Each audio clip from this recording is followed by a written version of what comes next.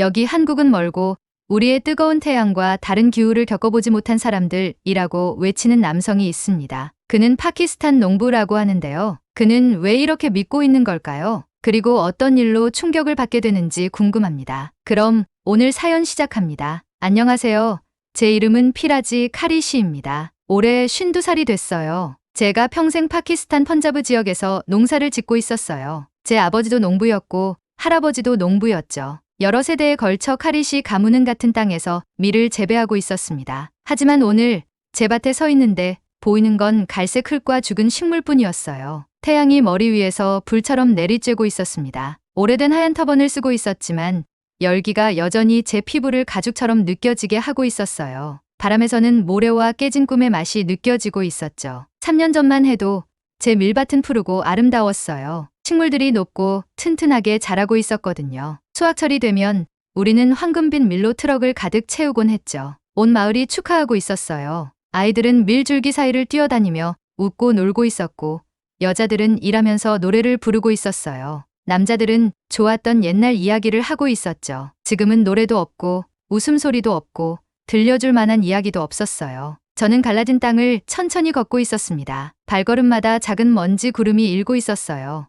밀이 자라야 할 자리에는 갈색 먼지 더미와 죽은 뿌리만 보이고 있었습니다. 뒤에서 발소리가 들려오고 있었어요. 쿠다르 바티, 제 농장 관리인이자 가장 오랜 친구의 발소리였어요. 쿠다르는 20년 동안 우리 가족을 위해 일해왔어요. 하지만 오늘은 쿠다르조차 지치고 슬퍼 보이고 있었어요. 사장님, 그가 조용히 말하고 있었어요. 마지막 우물이 거의 비었어요. 다음 시즌을 위한 물이 남아있지 않아요. 저는 고개를 끄덕였지만 뒤돌아보지 않았어요. 지금은 쿠다르의 얼굴을 볼 수 없었어요. 그의 슬픔을 보면 저도 울기 시작할지 모르니까요. 그리고 카리시 가문의 남자는 다른 사람 앞에서 울지 않아요. 가뭄은 3년 전에 시작됐어요. 처음에는 곧 끝날 거라고 생각하고 있었죠. 가뭄은 오고 가는 법이니까요. 그게 농사의 방식이었어요. 우리는 항상 어려운 시기를 견뎌왔어요. 할아버지는 1962년 대가뭄을 견뎌냈고 아버지는 1985년 홍수를 견뎌냈죠. 저도 이 가뭄을 견뎌낼 수 있을 거라고 생각하고 있었어요. 하지만 이 가뭄은 달랐어요.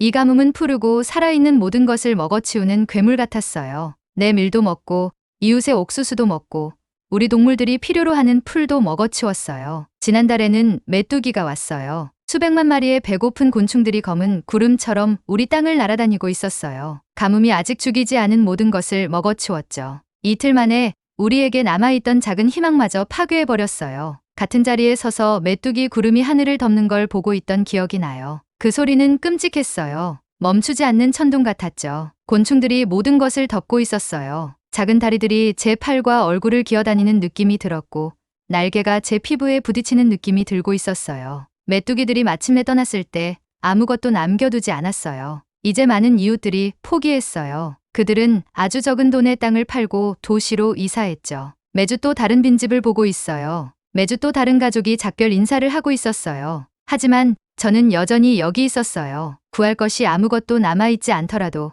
여전히 제 땅에 서 있었죠. 어제 이상한 일이 일어났어요. 한 여자가 저를 보러 왔어요. 그녀의 이름은 자이다 말리아였고 정부에서 일하고 있었어요. 깨끗한 파란 드레스를 입고 작은 컴퓨터를 들고 있었죠. 그녀는 스마트 파밍이라는 것에 대해 이야기하고 싶어 했어요. 정부가 저 같은 농부들을 돕기 위한 새로운 프로그램을 가지고 있다고 했죠. 컨테이너와 조명, 컴퓨터에 대해 이야기하고 있었어요. 이런 것들로 흙 없이 그리고 많은 물 없이도 채소를 기를 수 있다고 말했어요. 저는 그녀를 믿지 않았어요. 어떻게 식물이 흙 없이 자랄 수 있겠어요? 어떻게 채소가 비 없이 자랄 수 있겠어요? 마법 같은 소리였고 저는 마법을 믿지 않아요. 저는 열심히 일하는 것과 전통적인 방식을 믿고 있었어요. 할아버지가 아버지에게 가르치고 아버지가 저에게 가르쳐준 방법을 믿고 있었죠. 한국 기술이에요. 그녀가 말했어요. 한국에서 온 거예요? 한국이라고요? 한국 사람들이 파키스탄에서의 농사에 대해 뭘 알 수 있겠어요? 한국은 멀리 있어요. 한국은 추워요. 한국은 다른 흙과 다른 날씨를 가지고 있어요. 한국 사람들은 우리의 태양 열기를 느껴본 적도 없고 우리의 오래된 땅을 걸어본 적도 없었어요. 저는 그녀에게 아니라고 말했어요. 컴퓨터와 컨테이너, 그리고 한국 기술을 가지고 저를 내버려 두라고 했어요. 카리시 가문의 남자들은 외국인의 도움 없이도 여러 세대에 걸쳐 이 땅에서 농사를 지어왔다고 말했죠. 하지만 오늘 죽은 밭에 서 있으니 제가 잘못했나 싶었어요. 바람이 불어 더 많은 먼지가 제 눈으로 날아들고 있었어요. 저는 눈을 가늘게 뜨고 지평선을 바라보고 있었어요. 멀리서 증조할아버지가 100년도 더 전에 처음으로 밀을 심었던 언덕이 보이고 있었어요. 그 언덕들은 항상 그래왔던 것처럼 똑같아 보였어요. 하지만 다른 모든 것은 변했어요. 저를 제외하고요. 저는 여전히 옛 방식이 항상 최선이라고 생각하는 완고한 노인이었어요. 여전히 도움을 청하기를 거부하는 자랑스러운 농부였죠. 여전히 진정한 농사는 진짜 흙에, 진짜 태양 아래에서 손을 더럽히는 것이라고 믿는 그 피라지 카릿이었어요. 하지만 완고함이 모든 것이 죽어가는 것을 지켜보는 것을 의미한다면 어떨까요? 자부심이 우리 가족의 유산이 먼지로 변하게 두는 것을 의미한다면 어떨까요? 옛 방식을 믿는 것이 내 자녀와 손주들을 위한 새로운 방식이 없다는 것을 의미한다면 어떨까요? 뒤에서 쿠다르가 부드럽게 헛기침을 하고 있었어요. 그는 뭔가 말하고 싶어 했지만 제가 들을 준비가 될 때까지 기다리고 있었어요. 태양이 하늘에서 점점 낮아지고 있었어요. 곧 저녁 기도 시간이 될 거예요. 곧 집에 가서 아내에게 오늘도 어제와 그 전날처럼 우리 농장에 대한 좋은 소식이 없다고 말해야 할 시간이 될 거예요. 하지만 어쩌면 내일은 달라질지도 몰라요. 어쩌면 내일이면 새로운 생각을 들을 준비가 될지도 몰라요. 어쩌면 내일이면 옛 방식이 더 이상 통하지 않는다는 것을 인정할 만큼 용감해질지도 몰라요. 어쩌면 내일은 자이다 말리아에게 전화해서 컴퓨터와 컨테이너 그리고 한국 기술에 대한 이상한 이야기를 가지고 다시 와달라고 부탁할지도 몰라요. 어쩌면 내일은 제 농장, 가족, 그리고 미래를 구하기 위한 첫걸음을 내디딜지도 몰라요. 하지만 오늘 저는 여전히 죽은 밭에 서서 두 손으로 과거를 붙잡고 놓기를 두려워하고 있었어요. 자이다 말리아가 제 농장을 떠난 뒤로 사흘이 지났어요. 사흘 동안 죽은 밭을 돌아다니며 그녀의 이상한 말들을 생각하고 있었어요. 사흘 밤 동안 잠을 이루지 못하고 침대에서 뒤척이고 있었죠. 아내는 제가 무언가 때문에 고민하고 있다는 걸 알아챘어요. 차를 가져와서 우리 오래된 나무 의자에 조용히 제 옆에 앉곤 했어요. 제가 무언가를 깊이 생각할 때는 질문하지 않는 게 낫다는 걸 알고 있었죠. 30년 결혼 생활 끝에 아내는 제 기분을 잘 이해하고 있었어요. 하지만 자이다가 작은 컴퓨터로 보여준 것에 대해 계속 생각하고 있었어요. 하얀 금속 상자 안에서 자라는 초록 식물들의 사진이요. 흙 없이 자라는 식물들, 비 없이 자라는 식물들. 꿈에서나 볼 법한 불가능한 일처럼 보이고 있었어요. 나흘째 아침, 오래된 망고나무 아래 앉아 있는데 들판 건너편에서 소리치는 소리가 들려왔어요. 누군가 우리 집을 향해 달려오고 있었는데 발걸음마다 먼지 구름이 일고 있었어요. 그 사람이 가까워지자 제 이웃 투르도 아흐마드라는 걸 알 수 있었어요. 투르도는 좋은 사람이에요. 저보다 한 10살 정도 어리죠. 그는 항상 저보다 새로운 것을 시도하려는 의지가 강했어요. 그의 농장은 제 농장 옆에 있는데 제 땅만큼이나 죽어 보이고 있었어요. 투르도는 뜨거운 태양 아래 달려와 숨을 헐떡이며 말했어요. 피라지, 나랑 같이 가봐야 해. 옆마을에 설치한 걸 봐야 한다고. 저는 어디든 가고 싶지 않았어요. 하지만 투르도가 제 팔을 잡고 그의 오래된 오토바이 쪽으로 끌고 갔어요. 뭐 얘기하는 거야? 제가 물었어요. 컨테이너, 스마트팜 컨테이너.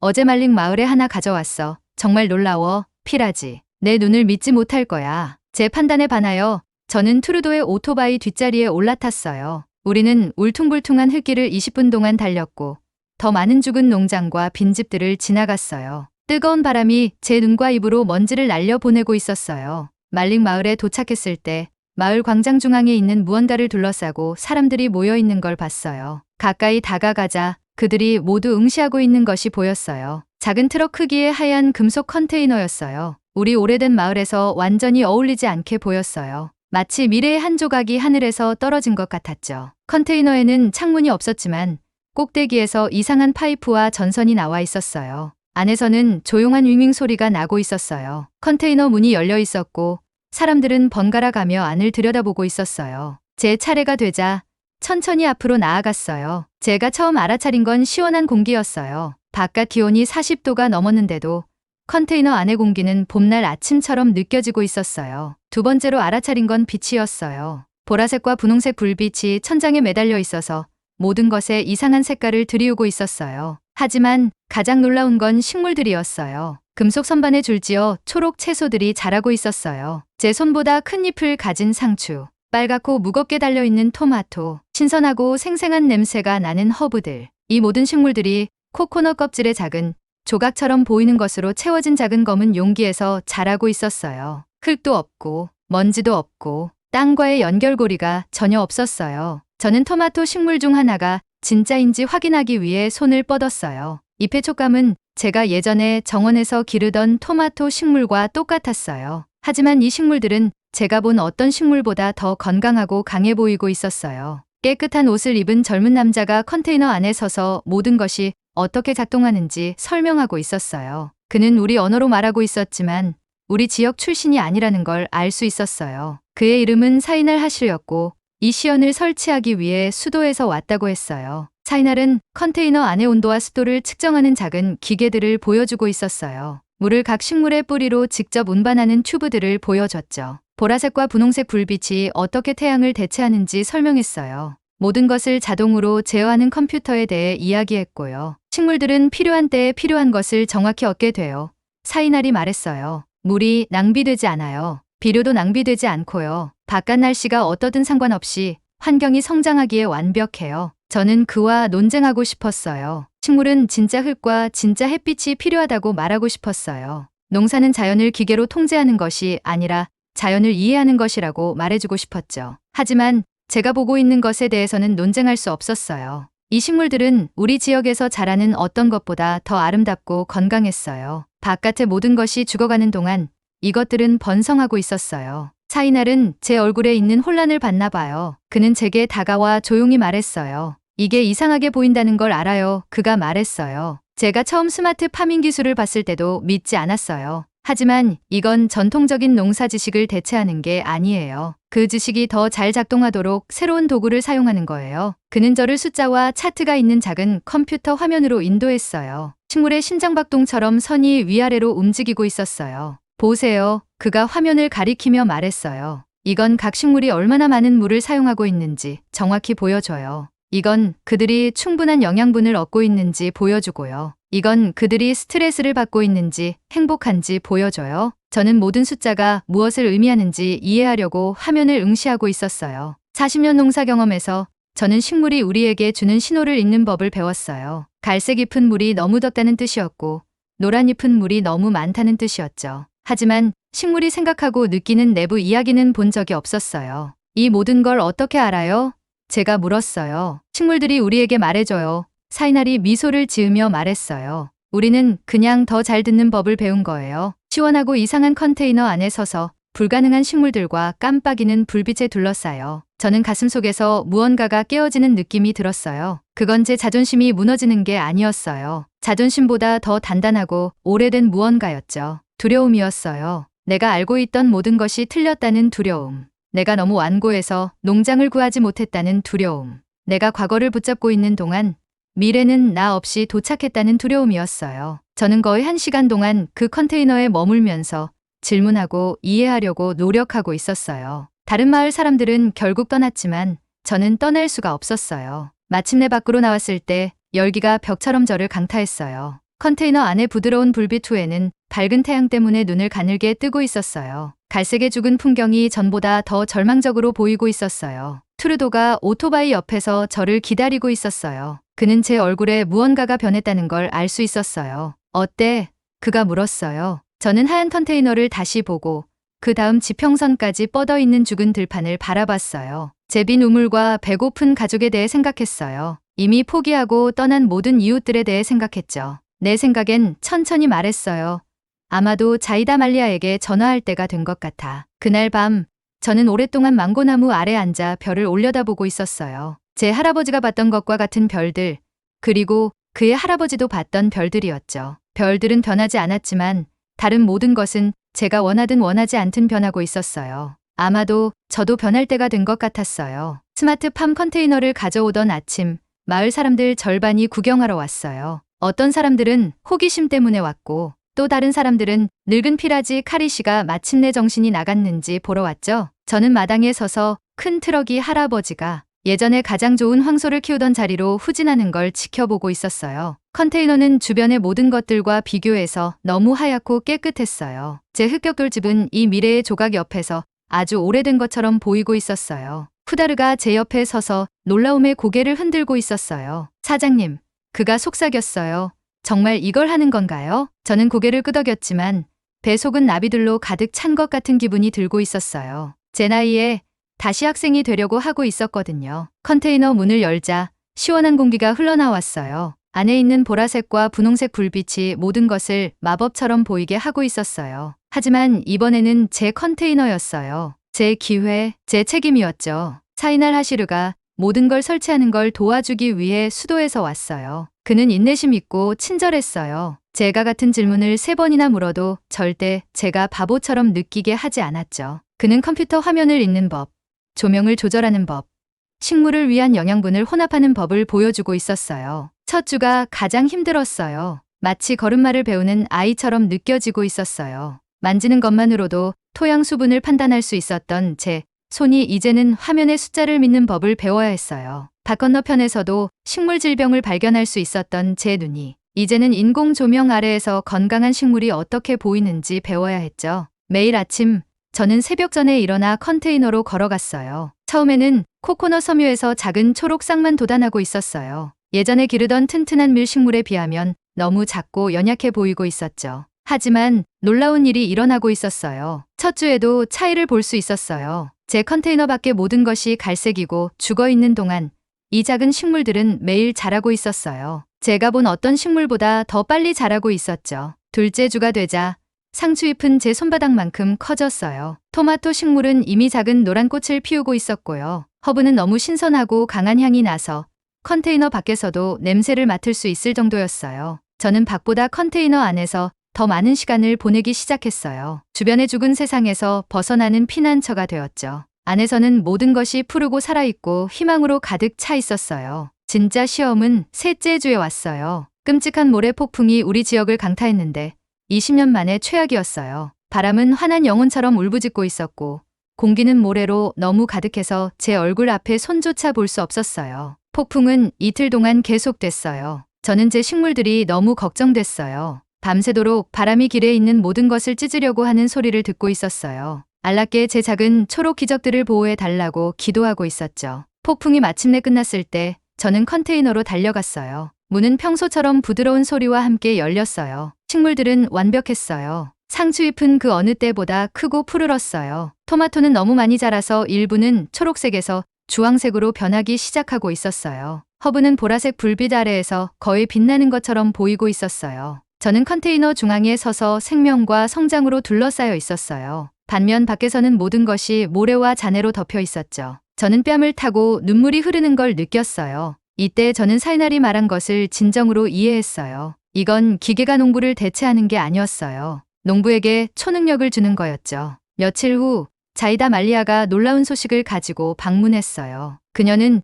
제가 특별 프로그램에 선정됐다고 말했어요. 파키스탄에서 5명의 농부가 한국에 보내져 고급 스마트 파밍 기술을 배우게 될 거라고요. 제 첫 생각은 거절하는 거였어요. 파키스탄을 떠난다고요?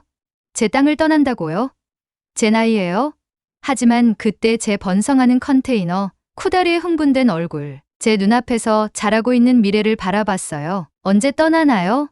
제가 물었어요. 한국행 비행기는 제가 처음 타보는 비행기였어요. 우리가 구름 높이 날아가는 동안 저는 얼굴을 작은 창문에 대고 아래로 작아지는 세상을 바라보고 있었어요. 파키스탄의 갈색 메마른 풍경이 천천히 사라지고 파란 바다와 초록 섬들로 대체되고 있었어요. 한국은 꿈속으로 들어가는 것 같았어요. 공항은 제가 본 어떤 건물보다 컸어요. 모든 것이 깨끗하고 밝고 정리되어 있었어요. 하지만 저를 가장 놀라게 한 건 밤의 서울이었어요. 우리는 불빛과 사람들, 에너지로 가득 찬 거리를 걸었어요. 젊은 여성들이 한밤중에 혼자 걸어다니고 있었는데 완전히 안전해 보였어요. 모든 것이 정확히 작동하고 있었어요. 이 모든 걸 어떻게 지었나요?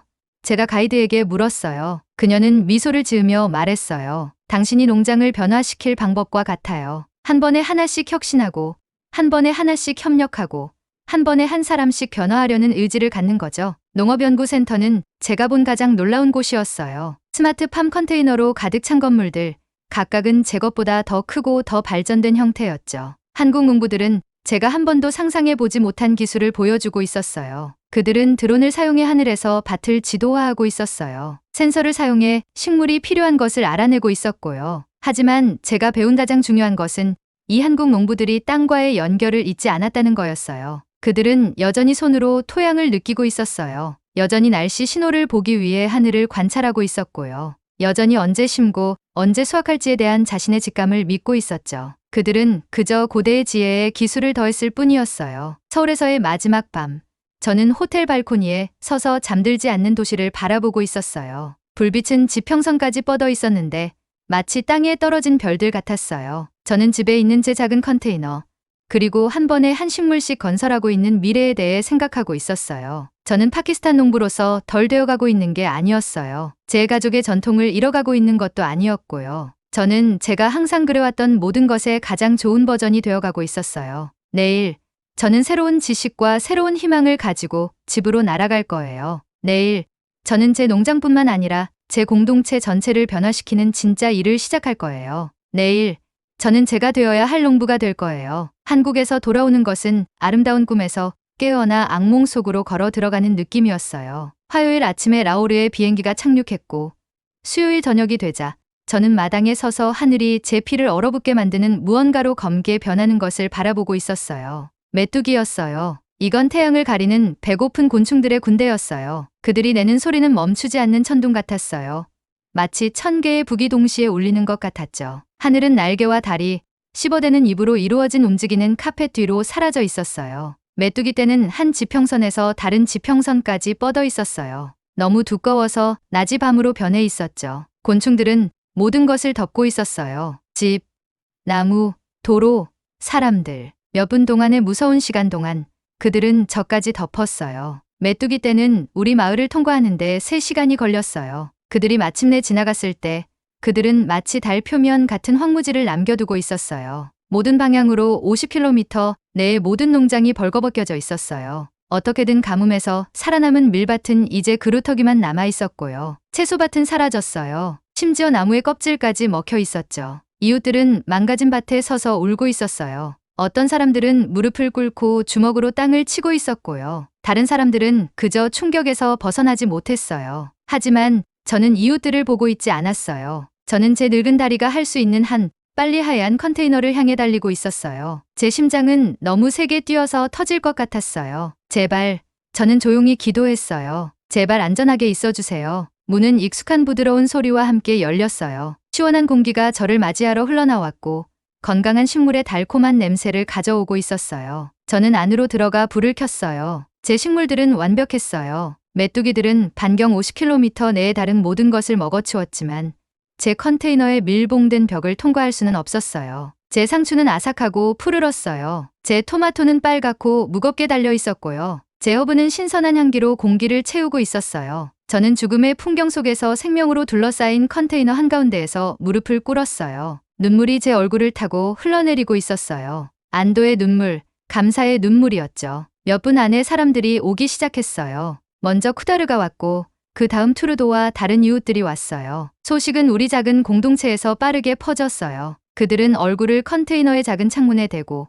정말 한가운데서 자라는 건강한 채소의 불가능한 광경을 응시하고 있었어요. 아이들은 손가락으로 가리키며 속삭이고 있었어요. 어른들은 경이로움에 고개를 젓고 있었고요. 그날 저녁 황폐해진 우리 풍경 위로 태양이 지는 동안 놀라운 일이 일어났어요. 자이다 말리아가 트럭 행렬과 함께 도착했어요. 정부 관계자들, 한국 전문가들, 그리고 구호 요원들이 차에서 뛰어내려 장비를 내리기 시작했어요. 정부는 농업 비상사태를 선포하고 스마트팜 프로그램을 신속하게 진행하고 있었어요. 15개의 컨테이너를 더요. 그게 그들이 우리에게 가져온 거였어요. 메뚜기가 훔쳐간 작물을 대체할 15개의 하얀 희망의 상자들이었죠. 한국 기술자들은 밤새도록 일하며 컨테이너를 설치하고 현지 농부들을 훈련시키고 있었어요. 새벽이 되자 우리 마을은 변모해 있었어요. 어제는 파괴만 있었던 곳에 이제는 16개의 컨테이너가 아침 공기 속에서 조용히 윙윙거리고 있었어요. 우리가 굶지 않을 것이라는 16개의 약속이었죠. 하지만 진정한 변화는 사람들 안에서 일어나고 있었어요. 불과 몇 시간 전에 절망에 울고 있던 농부들이 이제는 한국 전문가들 주변에 모여 열심히 질문하고 있었어요. 도시로 떠날 계획이었던 젊은 남자들은 갑자기 농업 기술자가 되는 것에 대해 이야기하고 있었고요. 이전에는 밭 근처에도 허락되지 않았던 여성들이 이제는 센서 데이터를 읽고 영양소 수준을 조절하는 법을 배우고 있었어요. 한국 팀장인 박민준 씨는 셋째 날 우리 모두를 모았어요. 그는 통역사를 통해 말했지만 그의 메시지는 분명했어요. 기술은 단지 기계에 관한 것이 아닙니다. 그가 말했어요. 기술은 사람이 사람을 돕는 것입니다. 우리는 여러분이 누구인지를 바꾸러 온 것이 아닙니다. 우리는 여러분이 되어야 할 사람이 되도록 도우러 왔습니다. 다음 3개월 동안 우리 마을은 훈련 센터가 되었어요. 한국 전문가들은 우리에게 식물 건강 데이터를 읽는 법, 드론 조작법, 물 재활용 시스템 관리법, 통제된 환경에서 작물을 재배하는 법 등을 가르쳤어요. 하지만 더 중요한 것은 그들이 우리에게서도 배웠다는 거예요. 그들은 우리 지역의 토양 상태, 기후 패턴, 세대를 거쳐 전해 내려온 우리의 전통 지식에 대해 배우고 있었어요. 저는 펀자브 스마트 농업 협회를 이끌도록 선택됐어요. 푸다르는 우리의 드론 전문가가 되었고 투르도는 데이터 분석을 배워 우리의 식물 영양 전문가가 되었어요. 마을 아이들도 참여해서 컨테이너를 모니터링하고 과학과 기술에 대해 배우고 있었어요. 그의 수확은 우리가 이전에 본 적 없는 것이었어요. 이웃 지역들이 메뚜기 피해로 인한 식량 부족으로 어려움을 겪는 동안 우리는 신선한 채소가 풍부했어요. 우리의 스마트팜 컨테이너는 전통적인 농업보다 3배 더 많은 식량을 생산하면서도 물은 90% 적게 사용하고 있었어요. 하지만 가장 놀라운 변화는 우리 작물이 아니었어요. 그건 우리 사람들이었죠. 불과 몇 달 전에 죽어가고 있던 우리 마을은 이제 생명력과 에너지로 가득 차 있었어요. 떠날 계획이었던 젊은이들이 이제는 머물면서 자신들의 스마트 파밍 사업을 시작하고 있었어요. 여성들은 우리 역사상 처음으로 농업에서 리더십 역할을 맡고 있었고요. 첫 번째 스마트팜 수확을 축하하던 날, 저는 손에 마이크를 들고 감사함으로 가득 찬 마음으로 제 공동체 앞에 서 있었어요. 이웃들의 얼굴, 우리의 삶의 방식을 구한 하얀 컨테이너들, 농업에서 미래를 계획하는 젊은이들을 바라보며 저는 수년 동안 느끼지 못했던 무언가를 느꼈어요. 자부심이요. 거의 모든 것을 잃을 뻔했던 완고한 자부심이 아니라 성장하고 변화하고 더 나아지는 데서 오는 좋은 종류의 자부심이었어요. 6개월 전 저는 전통적인 농부가 된다는 것이 결코 변하지 않는 것을 의미한다고 생각했어요. 하지만 우리가 함께 이룬 성공에 둘러싸여 서 있으면서 저는 중요한 것을 깨달았어요. 전통은 같은 상태로 머무는 것이 아니에요. 전통은 이전 것의 가장 좋은 부분을 가져와서 후에 오는 사람들을 위해 더 좋게 만드는 것이었어요. 한국 전문가들은 우리의 전통을 대체하러 온 것이 아니었어요. 그들은 우리 땅의 이야기에 새로운 장을 쓰는 것을 도우러 왔던 거였죠. 그리고 이제 우리가 그 장을 스스로 쓰는데 필요한 도구와 지식을 가지게 됐어요. 제 이름은 피라지 카리시이고 저는 53살입니다. 저는 여전히 파키스탄 펀자브의 농부예요. 제 아버지는 농부였고 그의 아버지도 농부였어요. 하지만 이제 저는 또한 새로운 무언가이기도 해요. 저는 옛 방식과 새 방식 사이의 다리, 과거의 지혜와 미래의 가능성 사이의 다리예요. 그리고 이것은 제 이야기의 끝이 아니에요. 이것은 그저 시작일 뿐이에요. 여하튼 사연을 보내주신 피라지 카리시님에게 감사드립니다. 네, 그럼 오늘 사연 어떻게 들으셨나요? 오늘 사연이 재미있으셨다면 좋아요와 댓글 부탁드려요. 지금까지 저는 사연 읽어드리는 감동사연의 외 미연이었습니다. 끝까지 시청해주신 모든 분들 고맙습니다. 더 좋은 영상으로 다시 찾아뵐게요. 감사합니다.